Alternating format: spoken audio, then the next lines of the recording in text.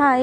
তো দেখো আজ একটা রান্নার ভিডিও তোমার সাথে শেয়ার করবো। তো দেখো এদিকে কড়াইতে তেল গরম করতে বসিয়ে দিয়েছি, আর এদিকে টমেটো, পেঁয়াজ, কাঁচা লঙ্কা এগুলো আমি কেটে রেখেছি, আর মাংসটাও কিন্তু আমি ধুয়ে পরিষ্কার করে নিয়েছি। তারপরে 2 পিস আলু আমি কেটে রেখেছি, আর এদিকে শিলে আদা, জিরে, রসুন আর একটু গোলমরিচ বেটে রেখেছিলাম, আর এদিকে কড়াইতে একটা শুকনো লঙ্কা, তেজপাতা আর পেঁয়াজটা ভাজা ভাজা করে নিয়েছি। তারপর যে মশলাটা বেটে রেখেছিলাম সেই মশলাটা একটু ভাজা করে নিয়ে আমি চিকেনটা আমি দিয়েছি। তারপর টমেটোটাও দিয়ে দিয়েছিলাম, এবার ভালো করে নাড়াচাড়া করে নেব একটু হালকা জল ছাড়া অবধি।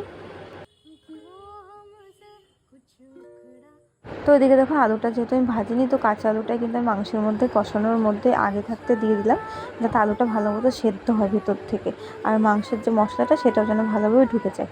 তো চলো মাংসটা কিন্তু খুব ভালো করে কষাতে হবে। আমি হালকা আছে প্রায় 1 ঘন্টা 40-50 মিনিট মতো কিন্তু আমি ভালো মতো কষাবো এখন মাংসটা। তো তারপরে দেখো এর মধ্যে স্বাদ মতো লবণ আর পরিমাণ মতো হলুদ আমি দিয়ে নিলাম, যতটা পরিমাণ দরকার। আর তারপরে দিয়ে আর একটুখানি আমি মিট মশলাও দিয়েছিলাম, সেটা আমি স্কিপ করে গেছি। তারপরে এগুলো দিয়ে কিন্তু মাংসটা আমি আরও ভালো করে কষিয়ে নেব।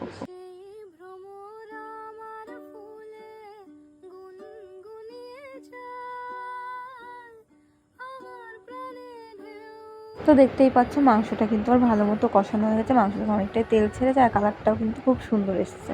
তারপরে এর মধ্যে আমি গরম জল দেবো, গরম জলটা দিলে বেশি ভালো হয়। গরম জল দেওয়ার পরে এবার আমি ভালো মতো এখন ফুটিয়ে নেব। আর এদিকে আমি শিলে কিন্তু গোটা গরম মশলা বেটে নিয়েছি, এই গোটা গরম মশলাটা বেটে দিলে কিন্তু বেশি টেস্টটা আসবে। তো দেখো মাংসটা তো প্রায় ভালো মতো ফুটছে, আর আমার লাস্টে আমি কিন্তু গোটা গরম মশলা যে বাটাটা সেটা আমি দিয়ে নিয়েছি, দিয়ে এবার আরেকটু ফুটিয়ে আমি এটা নামিয়ে দেবো। তো দেখো রান্নাটা তো হয়ে গেছে। রান্নাটা কেমন হয়েছে তোমরা কিন্তু অবশ্যই কমেন্ট করে জানাবে। যদি ভালো লাগে থাকে তাহলে কিন্তু অবশ্যই একটা লাইক করে দিও।